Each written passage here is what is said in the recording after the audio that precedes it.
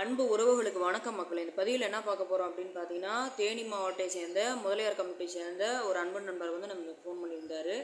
அவர் வயசு அப்படின்னு பார்த்தீங்கன்னா 55 வயசு நடப்பு நடந்துகிட்ருக்கு. அவர் வந்து ஏற்கனவே ஹஸ்பண்ட் ஒய்ஃபு கருத்து வேறுபாடின் காரணமாக பிரிஞ்சுட்டாங்க, குழந்தைங்களாம் இருக்கிறாங்க.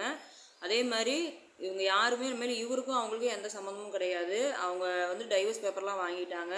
ஏன்னா வந்து அவங்க குழந்தைக்கோ அவங்க வந்து ஒய்ஃபுக்கோ கொடுக்க வேண்டியதெல்லாம் கொடுத்து அவர் வந்து செட்டில்மெண்ட் பண்ணிட்டாரு. இப்போ இவர் வந்து பார்த்தீங்கன்னா ஒரு வாட்ச்மேன் வேலைக்கு தான் போயிட்டுருக்காரு. மாதம் 5 ரூபா சம்பாதிக்கிறாரு. அது இல்லாமல் இடத்தையெல்லாம் குத்தகை கொடுத்துருக்காரு.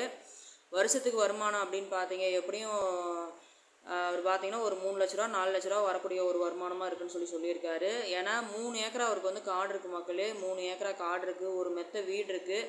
இப்போ இவர் வந்து பார்த்தீங்க அப்படின்னா தனியாக தான் இருக்கார். இவர் வந்து பார்த்தீங்க அப்படின்னா இவர் வந்து ஏற்றுக்கக்கூடிய வரன், அதாவது கணவனால் கைவிடப்பட்டவங்க, விதவைங்க, பிள்ளைங்களை கல்யாணம் பண்ணி கொடுத்துட்டு ஒரு சிலர் எனக்கு ஆதரவு வேணும்னு நினைப்பீங்க இல்லைங்களா? அவங்களாம் வந்து தாராளமாக நம்ம சேனலில் ஒரு நம்பர் கான்டாக்ட் பண்ணி இவரோட விவரத்தை வந்து மேலும் நீங்கள் தெரிஞ்சுக்கலாம். அதே மாதிரி இவர் வந்து என்ன சொல்கிறாருன்னா, என்னை வந்து ஏற்றுக்க போகிற பொண்ணுக்கு தான் அந்த 3 ஏக்கரா காடு, மெத்த வீடு எல்லாமே நான் வந்து கொடுக்க போகிறேன் அப்படிங்கிற மாதிரியும் சொல்லியிருக்காரு. ஏன்னா இப்போ நம்ம வந்து மீடியேட்டராக இருக்கிறனால நம்ம இதெல்லாம், ஏன்னா பிள்ளைங்க இருக்குது, நாளைக்கு வந்து பிள்ளைங்களையும் சரி பொண்டாட்டி சரி எனக்கு சொத்து வேணும், எனக்கு வாரிசு வேணும் அப்படின்னு வந்து நாளைக்கு பிரச்சனை பண்ணுவாங்க அப்படின்னு கேட்டதுக்கு, இல்லைம்மா அவங்களுக்கு வந்து நான் எல்லாமே செட்டில் பண்ணி கொடுத்துட்டேன், இந்த சொத்துக்களுக்கோ எனக்கோ இந்த வீட்டுக்கோ எந்த சம்மந்தமும் இல்லைன்னு சொல்லிட்டு தான் நமக்கு 100% அவர் வந்து கேரண்டி கொடுத்துருக்காரு. அதுக்கப்புறமேல் தான் நான் வந்து சேனலில் வந்து அப்லோடே பண்ணுறேன்.